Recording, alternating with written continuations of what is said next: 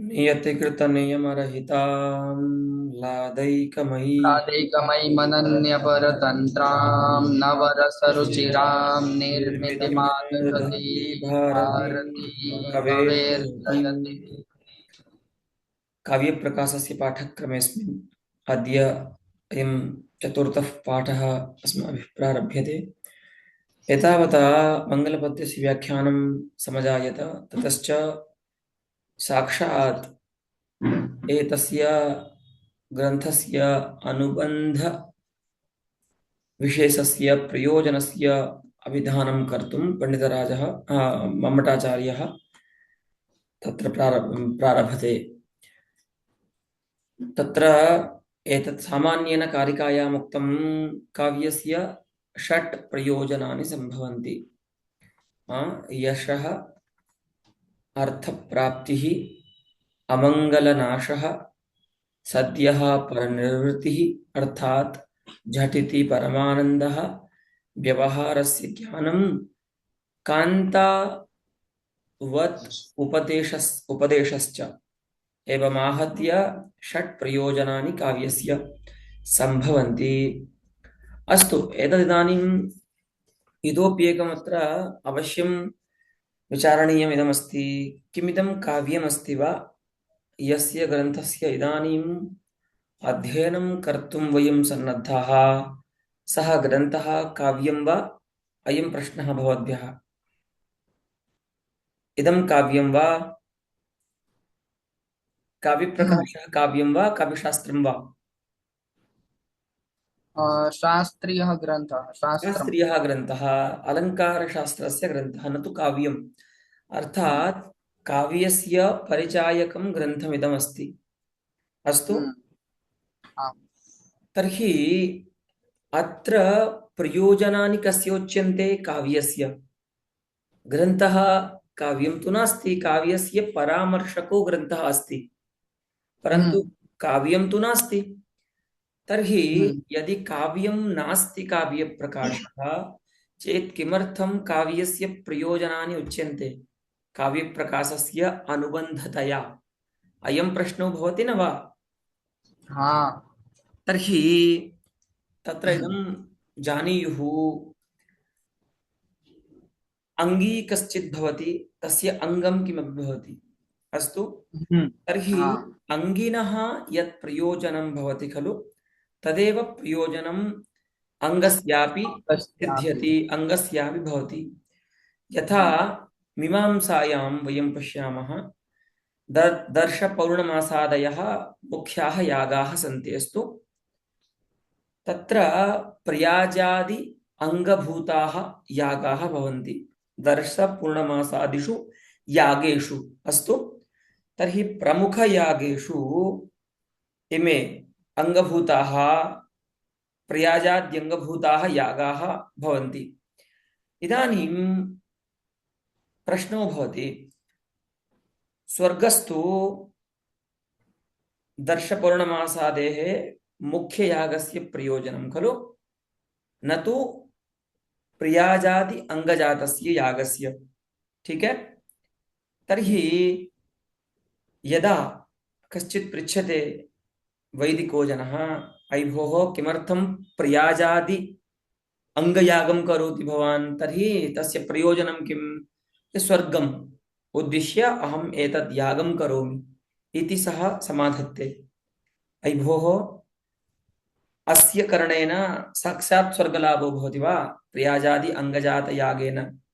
नहि नहि, अस्य नाम अयं यागः यत्र अङ्गमस्ति तादृशेन दर्शपौर्णमासादिना यागेन स्वर्गो भवति। अस्तु, अतः अङ्गीभूतस्य यत् प्रयोजनं यत् फलं भवति तेनैव सफलत्वम् अङ्गस्यापि सिद्ध्यति इति नियमः बहुशास्त्र प्रसिद्धः अस्ति। ठीक है? तो यद्यपि हम्म, काव्य प्रकाश के ये प्रयोजन नहीं है, लेकिन काव्य प्रकाश से जिसका परामर्श होता है, किसका परामर्श होता है? काव्य का। इदं काव्यम् उत्तमम्, इदं काव्यं मध्यमम्, इदं काव्यम् अधमम्, इदं काव्यम् इदमकाव्यम्, इति काव्यस्य परिचयः कस्मात् भवति काव्यप्रकाशात् ग्रन्थविशेषात्। अस्तु, तर्हि तादृश काव्यस्य परामर्शकस्य अर्थात काव्यांगभूतस्य ग्रन्थस्यापि सफलता काव्य फलैरेव संपद्यते। अस्तु, काव्य के जो फल हैं उन्हीं से काव्य का जो अंगभूत है, शास्त्र, अलंकार शास्त्र, उसकी भी फलवत्ता की सिद्धि हो जाती है। अस्तु, समाहितम्। हम्म। आ तर्हि इत्थम् अत्र समाधेयमिदम्। मध्ये अस्माकं पाठः इदानीम् अस्ति। तत् किं करोति काव्यं? तो आनन्दं करोति। कियन्तम् आनन्दं करोति? किं भूतम् आनन्दं करोति? यः आनन्दः यावत् प्रयोजनेषु काव्यस्य प्रमुखः अस्ति, मुख्यः अस्ति, तादृशम् आनन्दं जनयति। कदा जनयति? समनन्तरमेव जनयति। अर्थात् काव्यार्थभावना वेलायामेव सः रसास्वादनोत्पन्नः आनन्दः सहृदयानां हृदयेषु भवति, तत्र विलम्बो न भवति। अस्तु, हम्म। कस्मादुत्पद्यते? तो रसस्य आस्वादनात्, रसस्य चर्वणायाः अयम् उत्पद्यते आनन्दः। पुनः कीदृशः? तो विगलितवेद्यान्तरम्। यदा अस्य काव्यात् का रसा रसास्वादनात् जायमानस्य आनन्दस्य अनुभवो भवति, तदा प्रमाता अन्यत् वेद्यं न अवगच्छति, अन्यत् वेद्यं तस्मै किमपि न भवति। जब कोई प्रमाता, कोई सहृदय अनन्य चित्त होकर के, क्योंकि सहृदय की तो विशेषता ही यह होती है, अगर आप कोई नाटक या कोई काव्य का आस्वादन कर रहे हैं और उसकी बजाय चित्त आपका कहीं और जा रहा है, तो आप सहृदय नहीं है। सहृदय वह होता है जो पूर्ण मनोयोग से हाँ काव्य नाट्य का आस्वादन करता है। तो ऐसे सहृदय को जब काव्य और नाटक में प्राप्त होने वाले रस के चर्वणा से जो आनंद होता है, उस समय उसको बाह्य जगत जो होता है वह उसके लिए अवेद्य हो जाता है, उसका भान उसको नहीं होता। अस्तु, एतावता अस्माकं पाठः समजनि। इदानीम् अग्रे गच्छामः।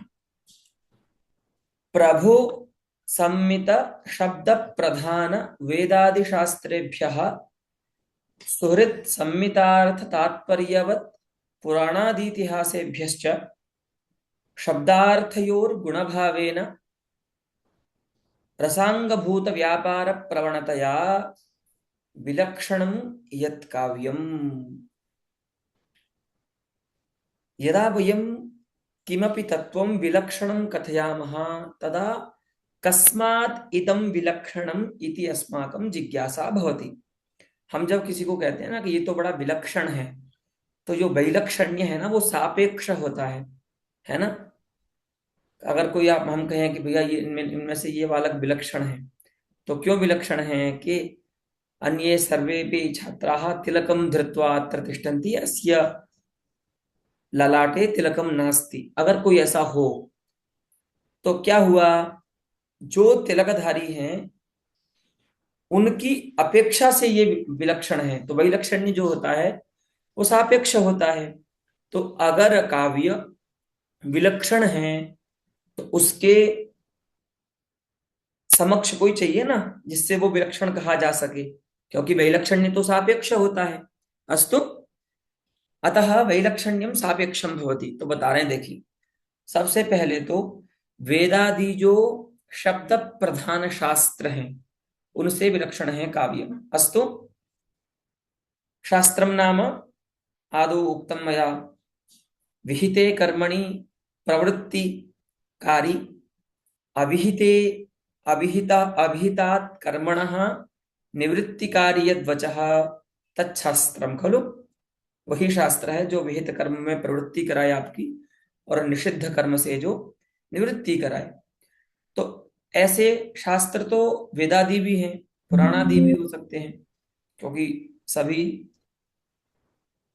विहित में प्रवृत्ति और अभिहित से निवृत्ति कराते हैं। लेकिन सब में थोड़ा थोड़ा भेद है, वो समझिए क्या है। तो आपको बताया था ना कि उपदेशस्त्रिधा भवति। एकः शब्दप्रधानः उपदेशः, एकः अर्थप्रधानः उपदेशः, एकः शब्दार्थयोर गुणीकृत्य, हाँ, शब्दार्थौ अप्रधानीकृत्य अयम कश्चित् अपरः उपदेशः प्रवर्तते। ऐसे तीन उपदेश होते हैं। उनमें जो शब्द प्रधान उपदेश होता है वो किसका होता है? जैसे राजा, हाँ, यथा हम्म, गुरुः कश्चित् किमपि विवक्षति वा? राजो। हम्म,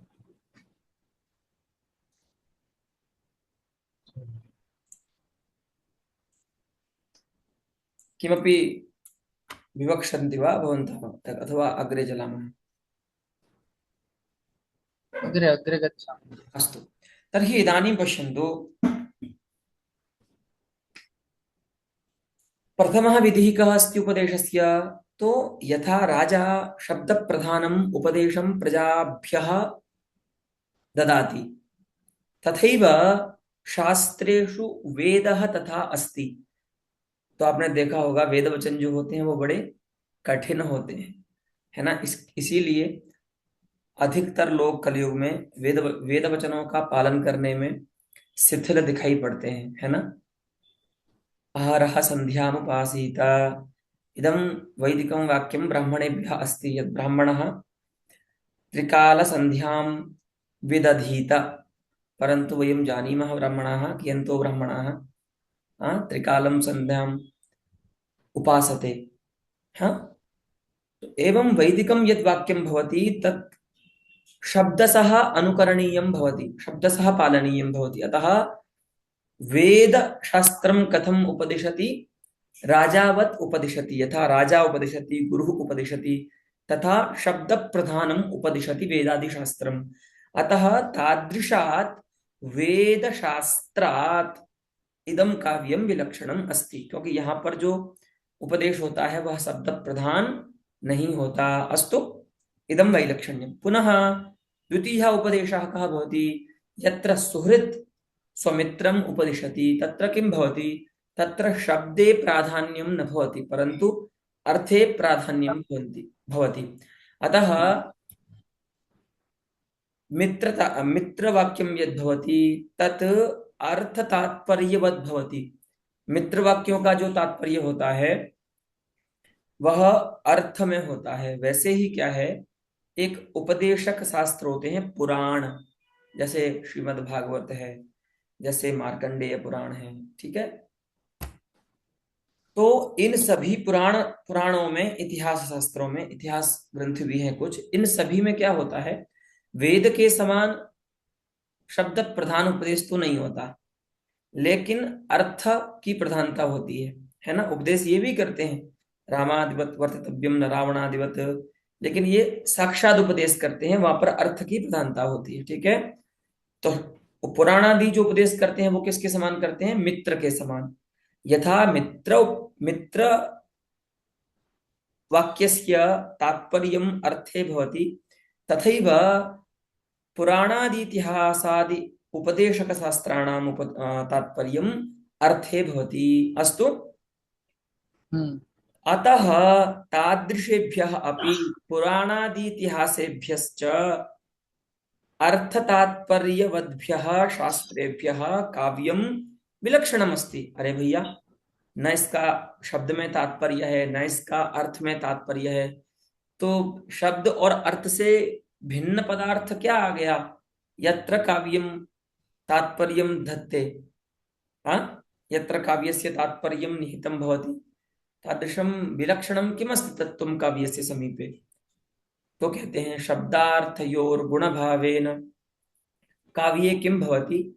शब्दः अपि गुणीभूतः भवति, अप्रधानं भवति, अर्थोपि अप्रधानं भवति। अर्थो नाम वाच्यार्थः। अस्तु, काव्ये त्रयः अर्थाः भवन्ति, वाच्यः, लक्ष्यः, व्यङ्ग्यश्च इति व्यङ्ग्यः। इति भवन्तः परिचिन्वन्ति एव, साहित्यदर्पणादिषु सर्वत्र प्रसिद्धमस्ति। तो तत् अत्र अर्थशब्दस्य अभिप्रायः वाच्ये अस्ति, न तु लक्ष्ये व्यङ्ग्ये वा। अस्तु, अथवा लक्ष्येपि धर्तुं शक्यते, परन्तु व्यङ्ग्ये नास्ति। तो शब्दार्थयोः क्वचित् व्यङ्ग्यार्थोऽपि गुणीभूतो भवति यदा सः अपरं व्यङ्ग्यार्थं सूते, परंतु सामान्येन वाच्यार्थः। तो अप्रधान कौन होते हैं? शब्द भी अप्रधान होता है काव्य में और अर्थ भी अप्रधान होता है। तो बोलते हैं भैया, जब शब्द भी अप्रधान कर दिया आपने, हाँ, अर्थ भी अप्रधान कर दिया, तो फिर उपदेश देता कौन है काव्य पढ़ने वाले मनुष्यों को? है यथा वेदः शब्देन उपदिशति, शब्द प्रधानम उपदिशति, पुराणम अर्थ प्रधानम उपदिशति, काव्यम न उभय विधम उपदिशति, शब्द प्रधानमपि न उपदिशति, अर्थ प्रधानम अपि न उपदिशति। तर्हि कथम शब्दार्थाभ्यां भिन्नम किम अस्ति अत्र यत् प्रधानकं काव्यम उपदिशति इति प्रश्नः इदानीम् आयाति। तदा उच्यते रसाङ्गभूत व्यापार प्रवणतया विलक्षणम्। रसस्य अंगभूतः रसांगभूतः इति षष्ठी समासः अस्तु। हम्म, गुणभावो नाम अप्रधानीकरणम। ठीक है, शब्दार्थ जहां पर गुणीभूत हो जाते हैं, तो बताया आपको काव्य में न शब्द की प्रधानता होती है वेद के समान, न अर्थ की प्रधानता होती है पुराणादि इतिहासादि ग्रंथों के समान। ये दोनों जब अप्रधान हो जाते हैं तो क्या होता है? रस के लिए उपयोगी जो व्यापार है, वह व्यापार कौन सा है? व्यंजना। ओयम व्यापारः यह रसांगभूतः अस्ति व्यंजना। त्रयः व्यापाराः शब्दस्य भवन्ति इत्यपि भवन्तः परिचिनुयुः।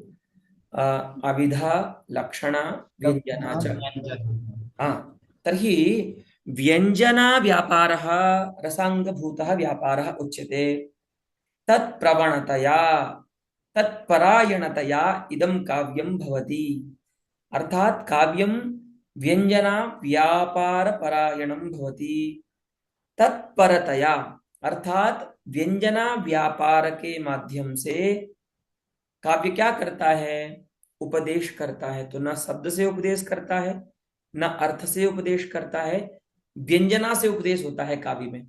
जैसा कि मैंने आपको बताया था, यदा वयं वाल्मीकि रामायणम् अध्येतुं गच्छामः तदा तत्र कुत्रापि वाल्मीकि मुनिः इदं न लिलेख यत् भवन्तः पाठकाः रामादिवत् वर्तन्तां, न रावणादिवत् इति उक्तं वा क्वचिदपि? ना। वाल्मीकिना न उक्तं। वाल्मीकिः हम्म। रामस्य चरितम् आलिखति, हम्म। रावणस्यापि चरितम् आलिखति। सर्वेषां पात्राणां यथा वस्तु चरितम् आलिखति। तत्र व्यञ्जनया अयम् उपदेशः अस्माकं पाठकानां कृते आयाति रामायणस्य अध्ययनात् परं। यदाहु अत्र यः रामः अस्ति स एव तस्यैव मया तेनैव मया आचरणीयम्। अत्र यः रावणः अस्ति प्रतिनायकः, तेनैव मया न आचरणीयम्, तेनैव मया न आचरणीयम्। अस्तु, एवं उपदेशः शब्देन न आयातः, अर्थेन न आयातः, अपि तु व्यञ्जनया आयातः। अस्तु, अतः उभयविधात् शास्त्रात् काव्यं विलक्षणम् अस्ति। तो उभयविध माने शब्द प्रधानम उपदेशकम शास्त्रम, अर्थ प्रधानम उपदेशकम शास्त्रम।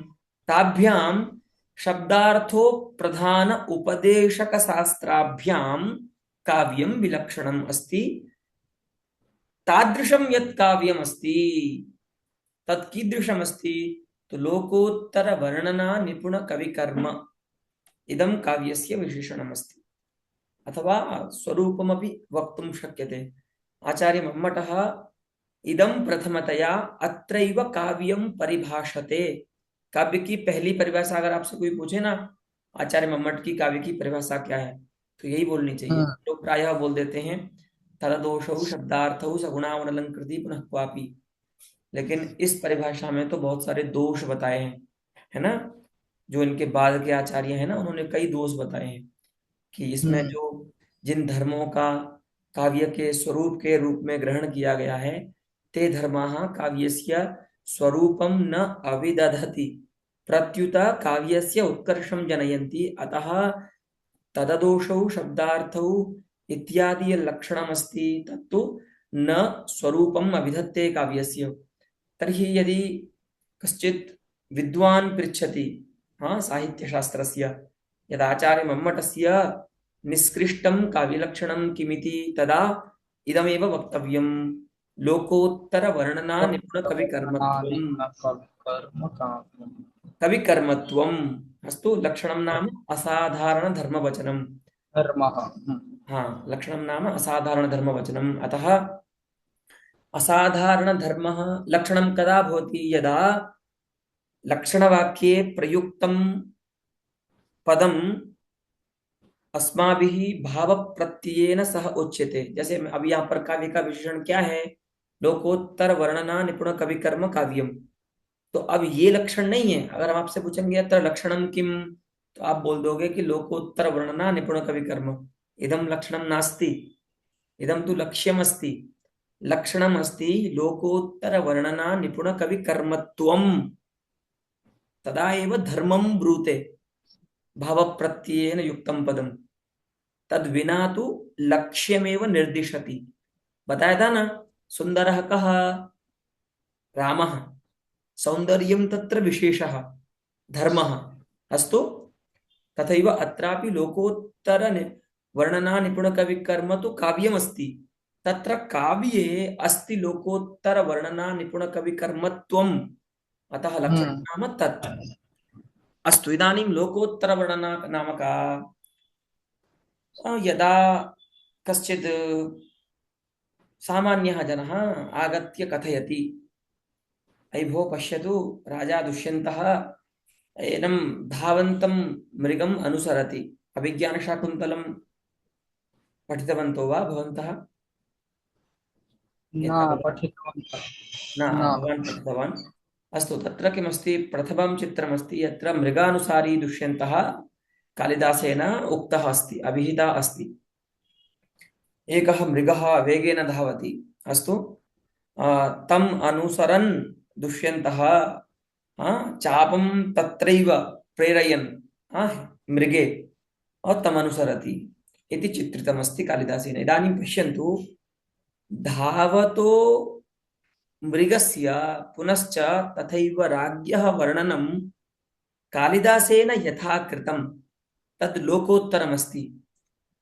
अहम् आगत्य कथयामि, भोः छात्राः पश्यन्तु, मया किं दृष्टं कि एकः राजा, एकः भूपतिः धावन्तं मृगं बहु वेगेन अनुसरति।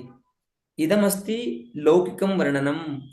परन्तु कालिदासः कथं वर्णयति? ग्रीवाभङ्गा विरामं मुहुरनुपतति स्यन्दने बद्धदृष्टिः इत्यादिकम्। तो एवमस्ति, यच्चित्रं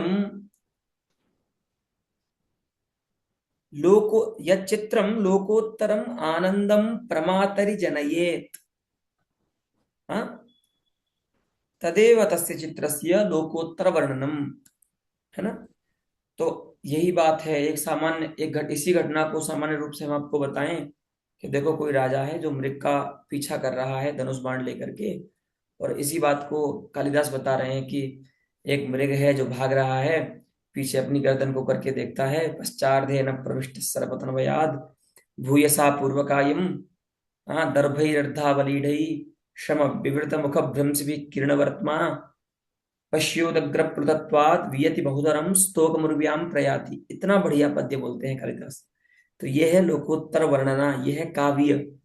ठीक है, कि जिस वर्णन को देख करके हृदय में आनंद होने लगे।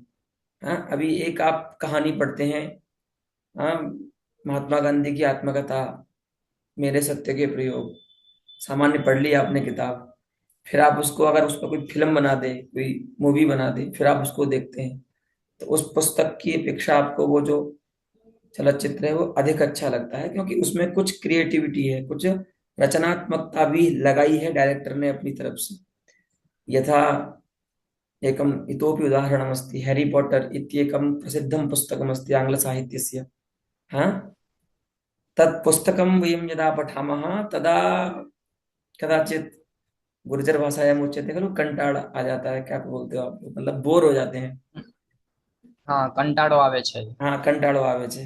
तो पुस्तकं यदा पठामः वयं तदा इयं स्थितिरस्माकं जायते, परन्तु यदा वयं तत्र पुस्तकमेव आदाय तत् साहित्यम् आदाय चलच्चित्रं यदस्ति तत् पश्यामः तदा इतोपि आनन्दः भवति। हाँ? अष्टौ तत्र भागाः सन्ति तस्य, एकस्मिन्नेव दिवसे वयं सर्वान् द्रष्टुं शक्नुमः, तावत् सामर्थ्यम् अस्माकम् अस्ति। एतत् किमस्ति? एतदिदमस्ति, यदा किञ्चित् वस्तु यथा जगति अस्ति तथा प्रस्तूयते तदा तस्य वर्णने आनन्दो न भवति, परन्तु यदा कश्चित् कविः तत्र स्वप्रातिभं उपन्यस्य तच्चित्रं लोकोत्तर लोकोत्तरं वर्णयति तदा तत्र आनन्दो भवति। अस्तु अस्तु। हम्म। अतः लोकोत्तरा चासौ वर्णना, लोकोत्तर वर्णना। तो लोकोत्तर वर्णना, लोकोत्तर तो किम रूप है कि वह जो वर्णना है, वह जो वर्णन है, वो प्रमाता के हृदय में अलौकिक आनंद को उत्पन्न करता है, उसके ज्ञान से उसको अलौकिक आनंद होता है। ठीक है। तो लोकोत्तर वर्णना निपुण कवि, यही भेद भी होता है देखो काव्य में और साहित्य, इतिहास में और काव्य में, है ना। अगर आप हम्म। इतिहास में पढ़ते हैं कि एक हर्षवर्धन नाम का राजा हुआ था, उसने ये किया, हुनों को भगाया, 6वीं शताब्दी में हुआ था, भारत में ये हुआ ये हुआ, और वही उसी हर्षवर्धन के विषय में आप बाणभट्ट की कृति हर्षचरितम् इति कृतिं यदा वयं पठामः तदा उभयत्र वयम् अनुभवामः यत् आनन्दः भिन्नो भवति। यतोहि एकः इतिहासग्रन्थः, एकः काव्यग्रन्थः, सूचना समाना अस्ति, माहिती समाना अस्ति, परन्तु हम्म। भेदः अस्ति, उभयत्र माध्यमभेदः अस्ति। अस्तु। तो लोकोत्तरवर्णना निपुणकविकर्म, लोकोत्तरा या वर्णना अस्ति तस्यां वर्णनायां निपुणः यः कविः, हाँ? ऐसा नहीं कि कोई भी कवि अपने को कवि कह करके और वर्णन करने लग जाएगा, तदा तस्य काव्यं भवति, एतन्नास्ति। यः लोकोत्तर वर्णनायां निपुणः अस्ति, नैपुण्यं बिभ्रति, तस्यैव कवेः कर्म काव्यम उच्यते। ऐसा नहीं कि आपने कुछ भी बना दिया काव्य के नाम पर और दो चार लोगों ने प्रशंसा कर दी फिर आपने अपने को कवि मान लिया, ऐसा नहीं। सहृदयों के हृदय में अगर आपकी कविता ने स्थान पाया है और आप किसी लौकिक चित्र को लोकोत्तर रूप में लिखने कहने का सामर्थ्य रखते हैं, तब जो आपका कर्म होगा, तो कर्म माने सब, सब कोई कर्म नहीं। यदा कश्चित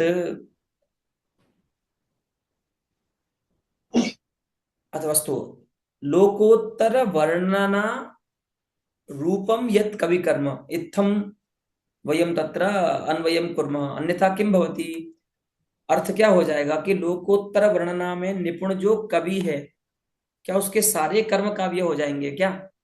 तो बोले कालिदास खाना खा रहे हैं वो भी काव्य है, फिर तो वो लोकोत्तर वर्णना में निपुण है कालिदास, हम्म। और ऐसे कालिदास के सारे कर्म काव्य हो जाएंगे क्या? हैं? अपनी प्रेयसी के साथ, अपनी पत्नी के साथ बात कर रहे हैं वो भी काव्य है? नहीं नहीं। तेषां यत् लेखनम् अस्ति, साहित्यं यत् अस्ति तदेव काव्यम्। अतः उच्यते लोकोत्तर वर्णना रूपम यत् कवि कर्म, हाँ, निपुणम यत् कवि कर्म तत्काव्यम। अस्तु। लोकोत्तर वर्णना रूप जो कवि का कर्म है, निपुण कवि का जो कर्म है, उसको हम काव्य कहते हैं। अस्तु। तत्कान्तेव इदानीं यत् काव्यं सर्वविलक्षणम् अस्ति तत्काव्यं कांता इव, यथा मया आदौ उक्तमेव।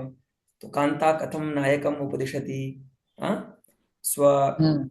विभ्रमैः, हाँ, कटाक्ष भुजाक्षेपादिभिः स्वविभ्रमैः आदौ नायकं वशीकरोति तदा तम् उपदिशति। तथैव काव्यमपि ललित मधुर पदकदम्बैः अस्मान् सहृदयान् स्ववशीकृत्य एतत् उपदिशति। रामादिवत् वर्तितव्यं न रावणादिवत्। हाँ? अतः तत्कान्तेव, वो जो काव्य है, तद तत्पदेन अत्र काव्यम, हाँ, अस्तु ग्रहीतव्यम। तत्कान्तेव किं करोति? सरसतापादनेन,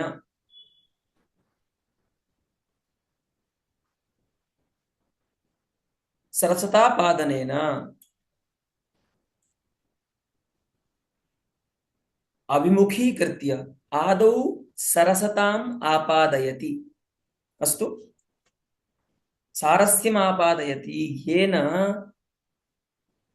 सहृदयः काव्यम श्रोतुम आगच्छेत्।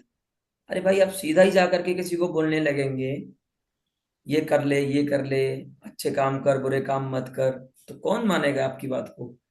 पहले आप उसको अपने पास आने के लिए अनुकूल तो बनाइए, है ना? पत्नी यही तो करती है। मित्र आदि ये नहीं कर पाते, इसलिए बात नहीं सुनता। गुरु जी तो बिल्कुल नहीं करते ये काम, इसलिए बच्चे गुरु जी की बात तो बिल्कुल ही नहीं मानते। बताया था ना उस दिन। हम्म। ये जो बात मानने की प्रतिशतता बढ़ती है ना, सबसे कम गुरु जी की बात मानते हैं बच्चे। गुरु में माता पिता भी आ जाते हैं, माता पिता की बात भी बच्चे नहीं मानते, क्योंकि माता पिता भी सीधा बोलते हैं जो उनको चाहिए आपसे, है ना? गुरु अपि तथैव यतो हि गुरु अस्माकं प्रीतिम न वाञ्छति। अयि भोः, अस्माकं प्रशंसां न वाञ्छति गुरुः। गुरुः अस्माकं हितं वाञ्छति। अतः हितं चिकीर्षुः गुरुः तथा साक्षात् उपदिशति। अतः छात्र अल्पीयांसः छात्राः गुरोर्वचः अनुपालयन्ति, न भूयांसः। हाँ। उनकी अपेक्षा फिर मित्र आ जाते हैं। मित्र भी थोड़ा सा तो अनुकूलता रखते हैं, लेकिन इतनी वो भी अनुकूलता नहीं रखते, है ना? तो मित्र से कौन बात करता है 10 घंटे? हाँ, पूरी रात बात करते हैं, लेकिन प्रियतमा से करते हैं लोग बात।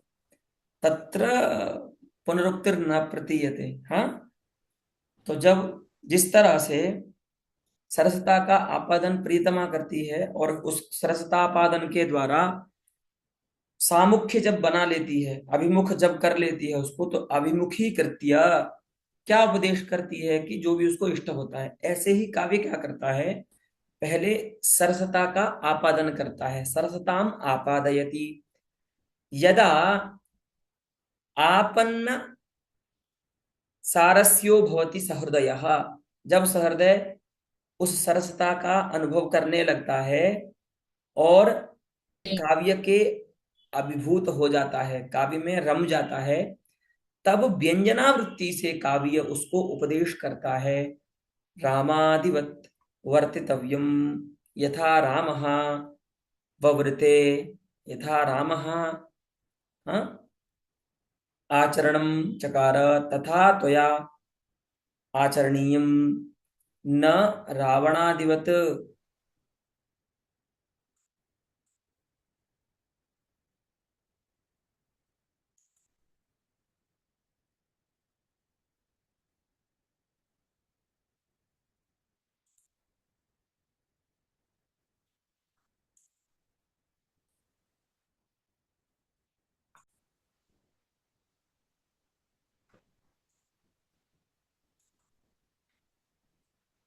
तर्हि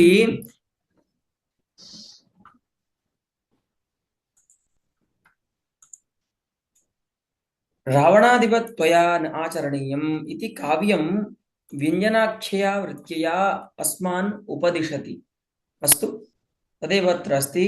तत् काव्यं यत् तादृश शब्दार्थोभय प्रधान उपदेशकेभ्यः विलक्षणम् अस्ति, तत्तादृशं काव्यं सहृदयं प्रमातारं सरसतापादनेन अभिमुखीकृत्य, अपने वश में करके, रामादिवत वर्तितव्यम न रावणादिवत इत्युपदेशम यथा योगम कवेः सहृदयस्य च करोति।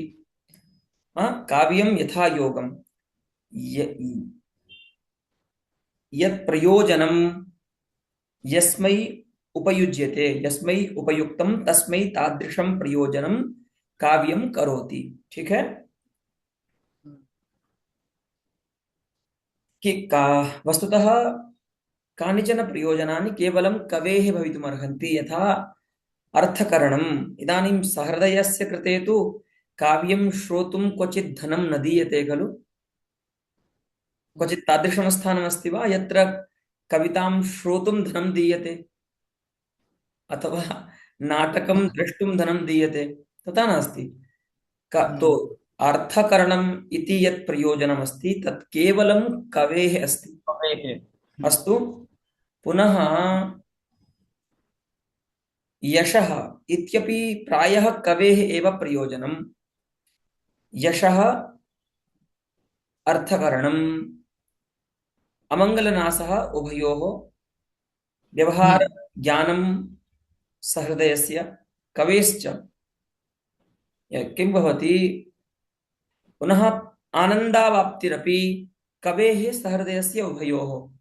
किं भवति, यदा कविः स्वीयकाव्येन आनन्दं यदा लभते तदा प्राप्त सहृदयताको भवति।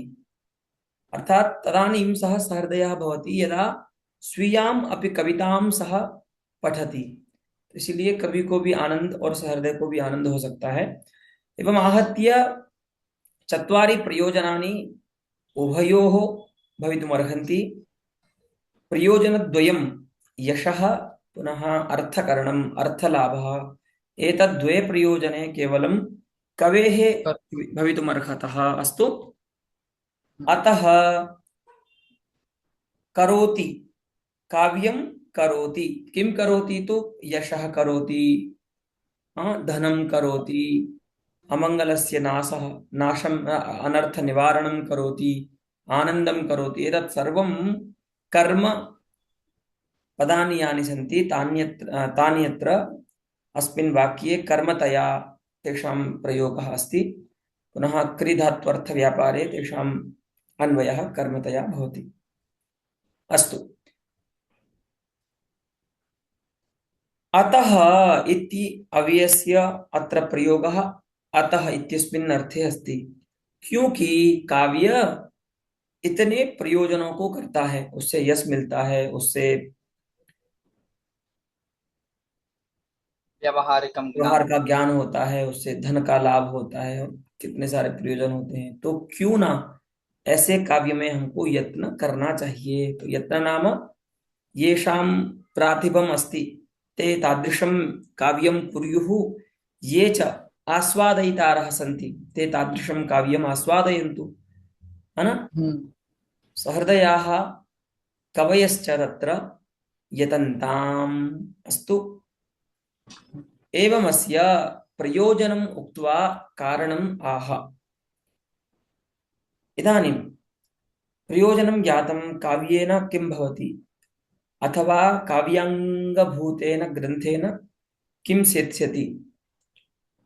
इदानीं विचार्यमाणं काव्यं कस्मात् भवति इति कारणजिज्ञासा पाठकस्य सहजम् उदेति, कि हम जिसका विचार कर रहे हैं, जिस पदार्थ का, वह पदार्थ होता किससे है, उसका कारण क्या है ना।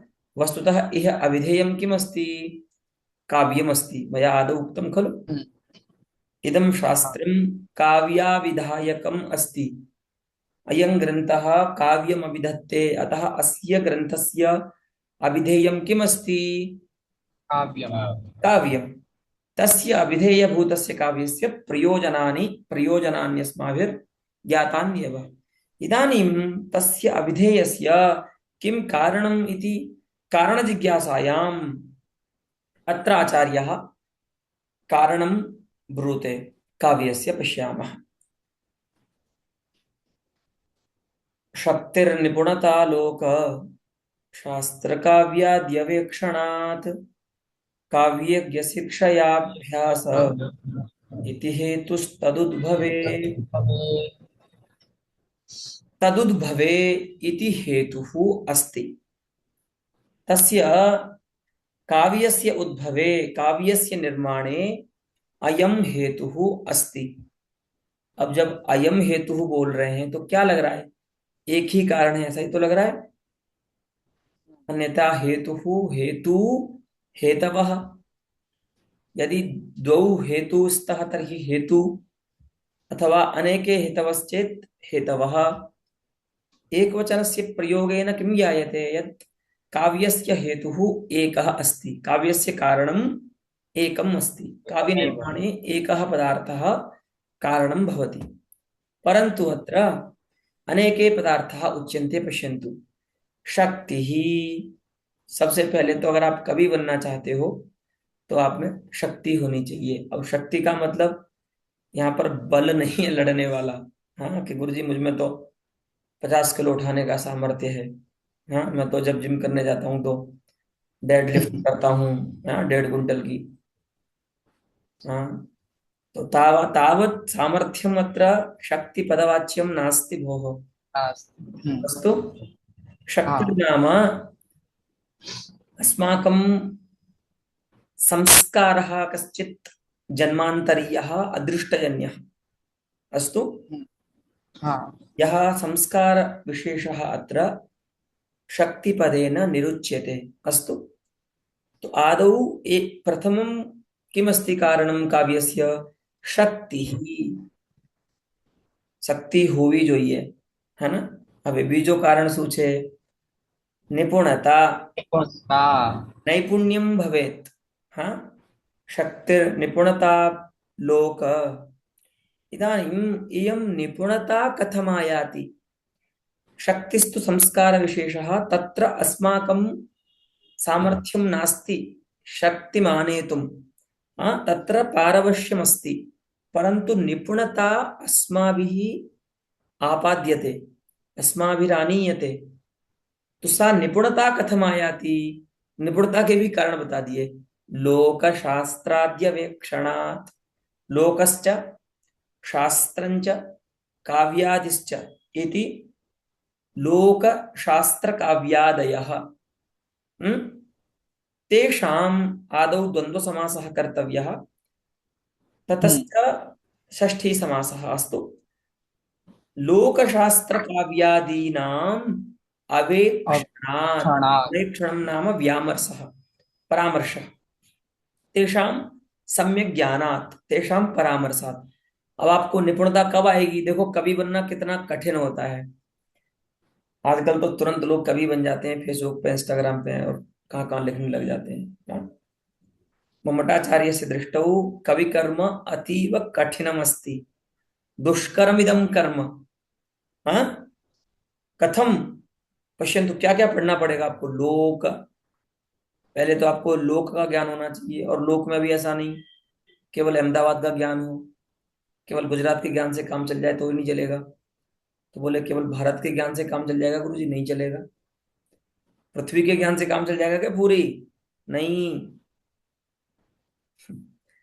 जितने प्राप्त है ना, पूरे ब्रह्मांड का ज्ञान होना चाहिए आपको, लोक की दृष्टि से ये है यहाँ पर। इसीलिए देखो आप, अब आप बोलोगे गुरुजी ऐसा क्यों, ऐसा कैसे हो सकता है कि पूरे ब्रह्मांड का ज्ञान अपेक्षित है। देखो,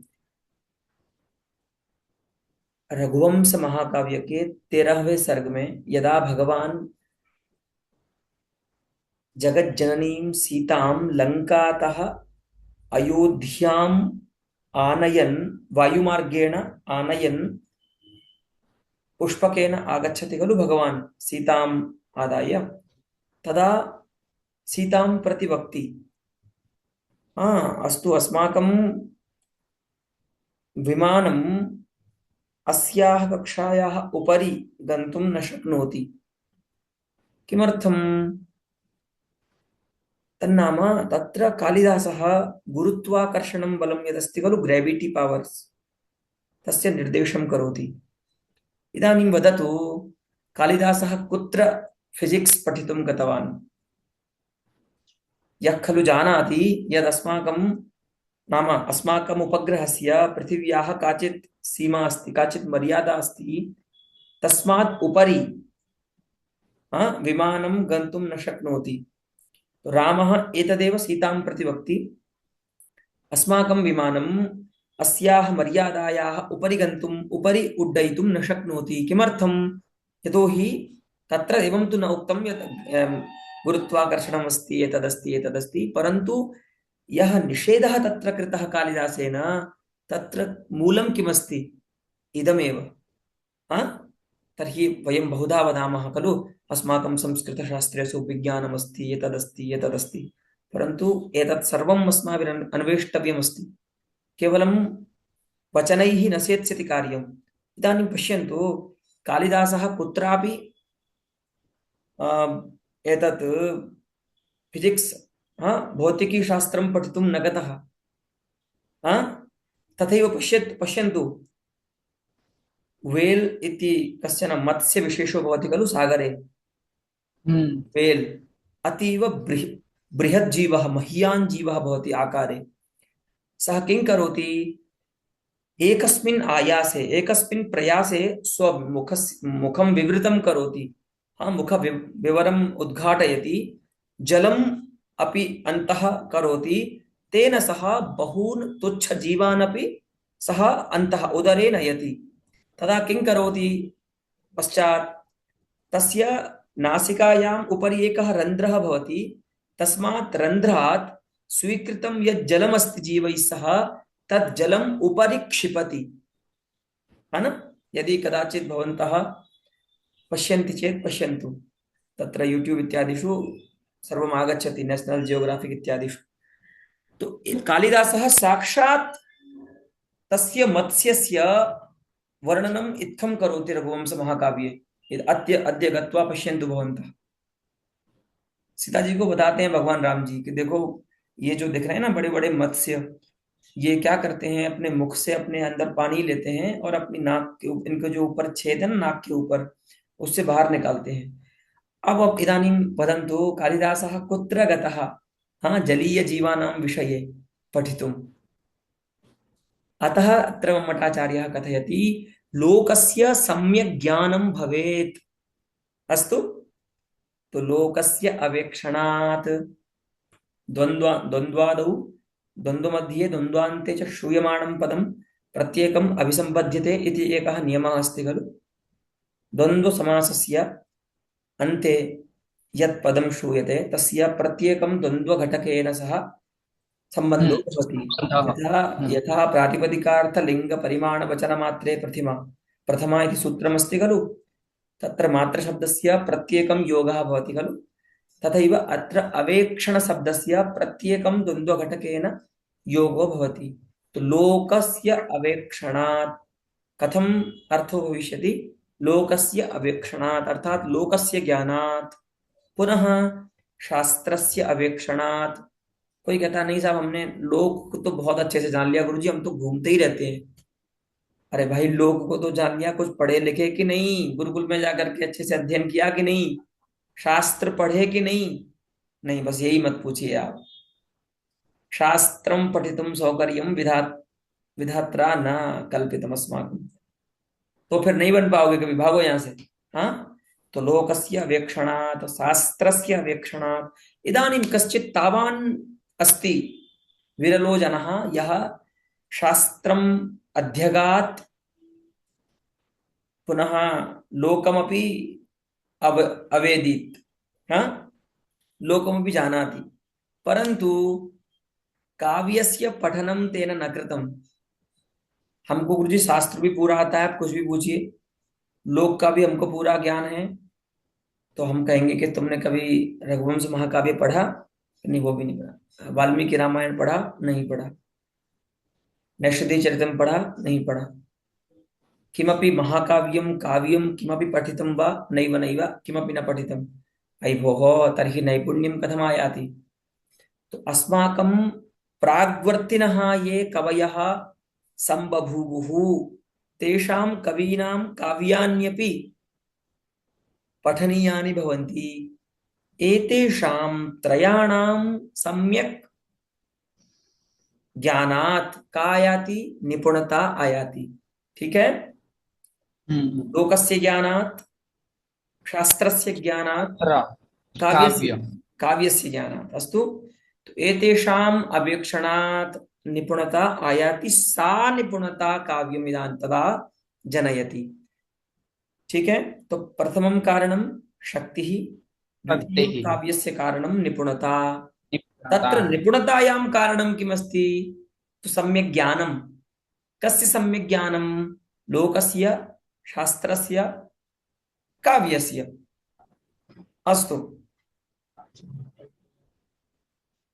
काव्यज्ञ शिक्षयाभ्यासः एकमितोपि अस्ति कारणम्। अभ्यासः, प्रैक्टिस मेक्स परफेक्ट। इदानीं यदुच्यते खलु, अस्माकम् आचार्याः अपि अभ्यासं प्रमुखं मन्वते। हा, कस्यापि जनस्य अभिवृद्धौ अभ्यासः प्रमुखः हेतुर्भवति। आपके पास शक्ति है, भगवान ने आप पे कृपा की, शक्ति मिल गई आपको, चलिए अच्छी बात है। आपने खूब मेहनत करके निपुणता भी प्राप्त कर ली, लेकिन अभ्यास नहीं किया काव्य लिखने का। आता है आपको, लेकिन आपने 10 साल तक काव्य नहीं लिखा, तदा काव्यम न भवति। तो अभ्यासः अपि आवश्यकः। इदानीमसौ अभ्यासः कथं भवेत्? अभ्यासे करणं किमस्ति? तो काव्यज्ञ शिक्षया। काव्यं ये जानन्ति ते काव्यज्ञाः। हा, इदानीं काव्यज्ञानमपि द्विविधं भवति। काव्यं कर्तुं ये जानन्ति, स्वयम् आचार्यः वक्ष्यति वृत्तिशास्त्रे, परन्तु इदानीं भवन्तः एतत् जानन्तु, काव्यं विचारयितुं केचन जानन्ति, ते सन्ति सहृदयाः काव्यविचारकाः। अस्तु, केचन काव्यं कर्तुं जानन्ति, ते कवयः। अस्तु, अस्तु, तो कारयित्री प्रतिभावन्तः, भावयित्री भावये। प्रतिभावन्तश्च ये जनाः सन्ति। दो प्रकार की प्रतिभाएं होती हैं काव्य के विषय में, सुन लीजिए। एक हम्म। कारयित्री प्रतिभा होती है जो आपको काव्य करने की सामर्थ्य देती है, और एक भावयित्री प्रतिभा होती है जो काव्य में कवि का निहित, कवि का अभीष्ट जो व्यंग्यार्थ है, व्यंजना है, उसको जानने का सामर्थ्य देती है, अर्थात काव्य को समझने का सामर्थ्य देती है। इसीलिए आप देखो, कविता हर किसी के समझ में नहीं आती, क्योंकि नहीं सर्वेपि जनाः अनया प्रतिभया संपन्नाः सन्ति, भावयित्र्या प्रतिभया संपन्नाः सन्ति। अस्तु, तो ऐसे जो दो काव्यज्ञ हैं, जो काव्य लिखते हैं अथवा काव्य का विचार करते हैं, तादृशाः ये काव्यज्ञाः सन्ति, तेषां शिक्षया, शिक्षा नाम उपदेशः। अस्तु, यथा अहम् इदानीं किञ्चित् काव्यं करोमि, भवत्स्वपि केचन तथा स्युः छात्राः, ये किञ्चित् इदानीं लिखन्ति, परन्तु ते स्वकवितायां परिष्कारं वाञ्छन्ति, तथा किं तैः कर्तव्यं, किं तेषां विधेयं? ते, यः तेषाम् अग्रजः अथवा गुरुः अस्ति, यः सम्यक् इदानीं कविताः करोति, काव्यं करोति, तस्य सान्निध्यं गत्वा सः स्वीयां कवितां दर्शयेत्। स इदानीं यः गुरुः अस्ति उपदिशति, अयि भोः, इत्थम् अत्र परिष्कारः कर्तुं शक्यते, इत्थमत्र परिष्कारः कर्तुं शक्यते। अथवा ये विचारकाः सन्ति, तेऽपि कथयितुं शक्नुवन्ति। एवं नास्ति यद् भवान् तत्र गत्वा तादृशं जनम् एवं वदेत्, अरे क्या आपको तो लिखना ही नहीं आता, आप तो सुनते रहते हो कविता, आप क्या कमी निकाल रहे हो मेरी कविता में? एवं नास्ति। कदाचित् केचन तादृशाः जनाः भवन्ति, ये कवितां न कुर्वन्ति, परन्तु ये कुर्वन्ति कवितां, ताः कविताः परीक्षन्ते इमे, ये इमे तावन्तः सहृदयाः सन्ति। अतः द्विविधाः जनाः भवन्ति। तो इन दोनों पुरुषों के उपदेश से अभ्यास कीजिए। ठीक है, इदानीम् अयं प्रश्नः तथैव अस्ति। कः प्रश्नः? कि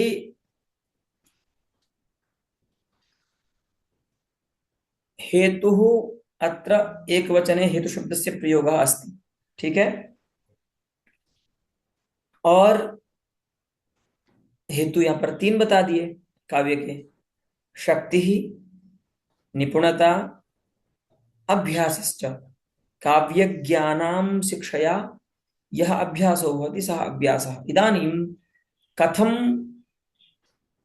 इयम संगतिर भवेत, कि आप हेतु बता रहे हो तीन और अंतिम में लिख रहे हो कि इति हेतु, ये हेतु है। तो इयम संगतिर न भाति मम्मटाचार्यस्य कारिकायां। हाँ, यदि त्रयः हेतवः उक्ताः चेत् तत्र बहुत्व अविधायिनी विभक्ति स्यात् खलु, विभक्ति स्यात्। हाँ, जस् विभक्ति स्यात्, हेतवः इति प्रयोगः स्यात्, परन्तु आचार्यः हेतु इति वदति।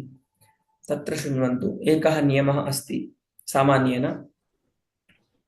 अयं नियमः सकलस्तु व्युत्पत्तिवादः एकः ग्रन्थः अस्ति गदाधर भट्टाचार्यस्य, तत्र अस्ति लिखितः, परन्तु तस्य अभिप्रायम् अत्र अहं श्रावयामि युष्मभ्यम्। यत्र वस्तुतः एकः नियमः अस्ति, विशेष्य विशेषणवाचक पदयोः समान विभक्ति वचनकत्व नियमो भवति। अस्तु, सुन्दरः रामः अयोध्यां प्राविशत् इत्येकं वाक्यम्। इदानीं सुन्दरस्य रामः इति वक्तुं न शक्यते, यतोहि सौन्दर्यं रामे विशेषणमस्ति। तदभिधायकं यत् पदमस्ति सुन्दरपदं, तत्पदं तस्यामेव विभक्तौ स्यात् यस्यां विभक्तौ राम इति विशेष्यवाचकं पदमस्ति। अस्तु, इमं नियमं भवन्तः सर्वे जानन्ति एव, विशेष्य और विशेषण में समान विभक्ति और वचन होना चाहिए। ठीक है, लेकिन यहां पर क्या हुआ, भिन्न विभक्ति हो गई ना। हेतु जो पद है उसमें एक वचन है और जो विशेष्य हैं वो तीन हैं। हाँ, तो यहां पर एक नियम देखिए, इस नियम का संकोच किया जाता है एक नियम के द्वारा। वो नियम ये है कि अगर कहीं पर वक्ता को कुछ विवक्षा हो विरुद्ध संख्या के द्वारा, उसने जो विशेषण में विरुद्ध संख्या का प्रयोग किया है, उस विरुद्ध संख्या के द्वारा अगर वक्ता कुछ कहना चाहता है तो कुछ बताना उसका प्रयोजन है, तो समान वचन विभक्तिकत्व का नियम नियम नहीं लगता। जैसे आप देखते हैं ना, वेदाफ प्रमाणम, वाक्य सुना है कि नहीं, वेदाफ प्रमाणम।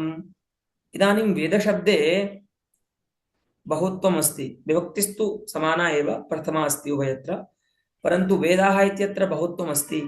बहुत्वविधायिनी बहुत्वाविधायिनी जस् विभक्तिरस्ति। प्रमाणम् इत्यत्र एकत्वाविधायिनी प्रथमा अस्ति, सुविभक्ति अस्ति। तर्हि कथमयम् अत्र नियमभङ्गः अस्ति, है ना? क्यों नहीं बोला वेदाः प्रमाणानि? ठीक है, तो यहां पर भी प्रयोजन है कुछ बताना। ठीक है, तो देखिए अब यहां पर क्या प्रयोजन है वो देखते हैं। अत्र एकत्वेन प्रयोजनम् इदमस्ति यद् एतेषां समुदाये काव्य क्या कारणता अस्ति। अस्तु, काव्य निरूपिता या कारणता अस्ति सा एकस्मिन् पृथक् नास्ति, स्वातन्त्र्येण नास्ति। अस्तु, समुदाये एतेषां त्रयाणां समुदाये कारणता अस्ति।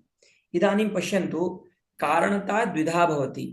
कारणता दो प्रकार से होती है। ठीक है, क्वचित पर्याप्ता कारणता भवति, क्वचित समुदाये कारणता भवति। यदा एकस्य कार्यस्य, ए भोः शृण्वन्तु, सावधानं शृण्वन्तु, अहं प्रक्ष्यामि, एतावता न पृच्छामि इति कृत्वा भवन्तः मुक्ताः शृण्वन्ति इति नास्ति, सावधानं शृण्वन्तु। कारणता किं भवति, एकस्य कार्यस्य यदि बहूनि कारणानि सन्ति तदा तत्र द्विविधा कारणता भवितुम् अर्हति। कैसे? तत्र न्यायद्वयमस्ति, एकः अस्ति तृणारणिमणिन्यायः, अपरः अस्ति दण्डचक्रचीवरादिन्यायः। ठीक है, आदौ इदं जानन्तु, अग्निः अस्ति कार्यम। ठीक है, अग्नि है कार्य। तो अग्नि की जो कारणता है वो तीन पदार्थों में रहती है। तृण में, तृण जो होता है ना घास, तृण में, सूर्यकांत मणि में, और अरणि मंथन जो यज्ञ में देखा होगा अगर आपने यज्ञ में गए हो तो आप, यज्ञों में क्या होता है, जो ऋत्विक होते हैं ना, वो अरणी मंथन करते हैं बहुत तेज रस्सी से, ऐसे चलाते हैं, जैसे छाछ चलाते हैं ना गाँव में, ऐसे वो चलाते हैं रस्सी से, और उसमें अग्नि उत्पन्न होता है मंथन से। अस्तु। तो तृण, अरणि और मणि, इन तीनों में अग्नि की कारणता है, परंतु इयम कारणता पर्याप्ता अस्ति, अर्थात नहीं एकम कारणम अग्निमुत्पादयितुम कारणांतरम अपेक्षते। ऐसा नहीं है कि वहां पर तृण को अग्नि उत्पन्न के लिए मणि की आवश्यकता है या अरणि की आवश्यकता है, या मणि को अग्नि उत्पन्न करने के लिए तृण की या अरणि की आवश्यकता है। तीनों ही पदार्थ स्वतंत्र रूप से अग्नि को उत्पन्न कर सकते हैं। अस्तु। परस्परम तत्र अपेक्षा अग्निमुत्पादयितुम एतेषां नास्ति। अतः इयं या कारणता अस्ति, अग्नि निरूपित कारणता या अस्ति तृणादिषु, सा पर्याप्त कारणता उच्यते। अस्तु। अथवा इत्थम वक्तुं शक्नुमः कि अत्र दंड तृणारणिमणिन्यायेन कारणता अस्ति, अर्थात प्रत्येकं कारणे पर्याप्ता कारणता अस्ति। अर्थात पर्याप्ता नाम एकं कारणं कारणान्तरं कार्योत्पत्तौ न अपेक्षते। अस्तु। द्वितीयम् इदानीं पश्यन्तु स्थलं, घटः कार्यमस्ति। घटं जानन्ति वा? हाँ।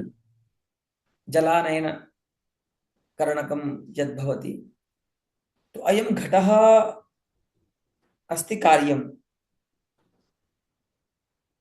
इदानीं घटस्यापि कारणानि बहूनि भवन्ति खलु। घट के भी कारण बहुत होते हैं।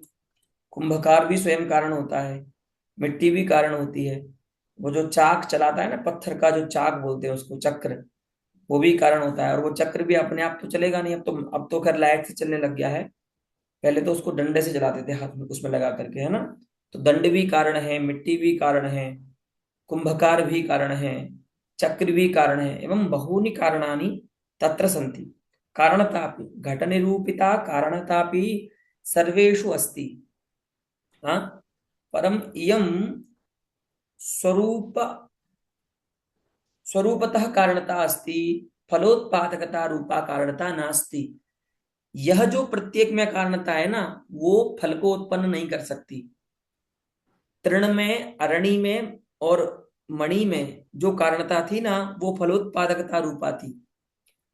उनमें से हर एक कारणता अग्नि को उत्पन्न कर सकती थी कि नहीं कर सकती थी? स्वतंत्र कर्तुम शक्नोति।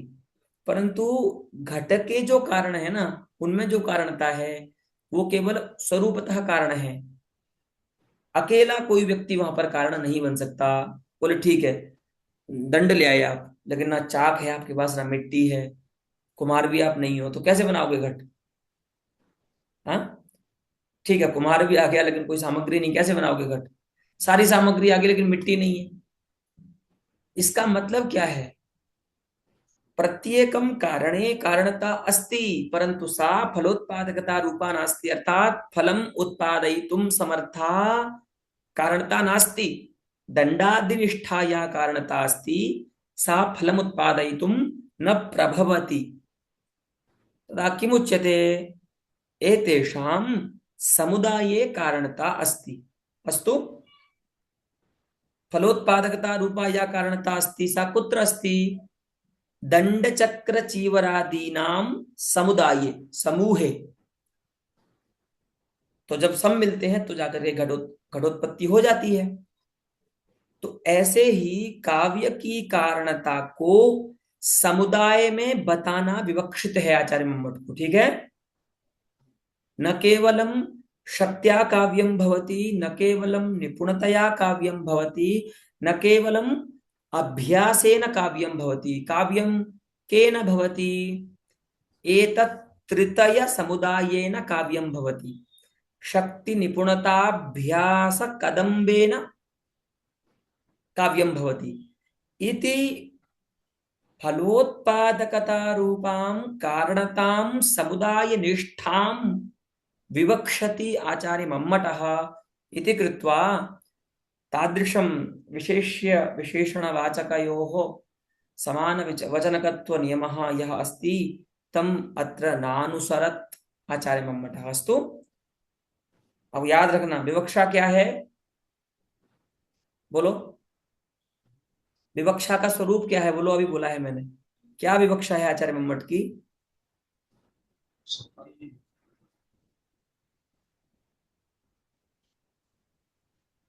एकवारं वदामि। आचार्य मम्मटः, इदानीं सावधानं शृण्वन्तु। आचार्य मम्मटः शक्त्यादि प्रत्येकं कारणे कारणतां न मनुते, अपितु शक्ति निपुणताभ्यासानां समुदाये कारणता अस्ति इति समुदाये कारणतां विवक्षति इति कृत्वा तादृशं नियमं न स्वीचकार। इसीलिए नियम का भंग किया, क्योंकि अगर हेतवः ऐसा प्रयोग कर देंगे तब तो स्वतंत्र कारण भी होने लग जाएंगे ये कदाचित, है ना। वहां बोलना भी पड़ेगा या तो। लेकिन आचार्य मम्मट को ये बताना है कि कोई एक काव्य का कारण नहीं बन सकता। अगर मान लो आप में शक्ति है तो पूरे जीवन उस शक्ति को रख के आप अपने पास रखिए, आप काव्य नहीं कर सकते। आपके पास अगर निपुणता है तो उसको रखे रखिए अपने पास, काम आएगी, उससे काव्य नहीं होगा। अथवा आपके पास अभ्यास है तो भी काव्य, अथवा एतत् त्रितये द्वयमस्ति, कोई दो आपके पास है तीसरा नहीं है तो भी काव्य नहीं बन पाएगा। हाँ क्यों नहीं होगा? यतो ही कारणता कुत्र अस्ति? समुदाय समुदाये अस्ति, और यावत् त्रीणि न भवन्ति तावत् समुदायो न भवति। यथा षण्णां जनानां कश्चन समुदायः अस्ति, अस्तु, तत्र सर्वेषां पार्श्वे क्वचित् कश्चित् पार्श्ववर्ड कश्चित् अस्ति, कूटाङ्कः कश्चित् अस्ति, तत्र षडक्षराणां 6 अक्षर का कोई पासवर्ड है, अस्तु। एक एक अक्षर गुरुजी ने 6 अपने शिष्यों को दे दिया। अब जब तक वो 5 आ जाए, 4 आ जाए, कितने भी आ जाए, जब तक 6 नहीं होंगे तब तक खुलेगा ही नहीं गेट। हाँ, यतो हि समुदाये तत्र कुञ्जी अस्ति। समुदायः कदा भवति? यदा तत् समुदाय घटकाः सर्वे उपतिष्ठन्ति। तथैव त्रयाणां समुदाये द्वाभ्यां समुदायो न भवति, अस्तु। अतः एकः भवतु, द्वौ वा भवताम्, समुदाये कारणता अस्ति त्रयाणाम्, अतः त्रिषु सत्सु एव काव्यं भवति इति बोधयितुम् आचार्यः तादृशं नियमं न अत्र अन्वसरत्। अस्तु, एतावता एव अलं पाठेन। पुनः अस्यैव कारिकावचनस्य आगामिनि पाठे वयं विमर्शं ज्ञास्यामः, वृत्तिं ज्ञास्यामः। अस्तु।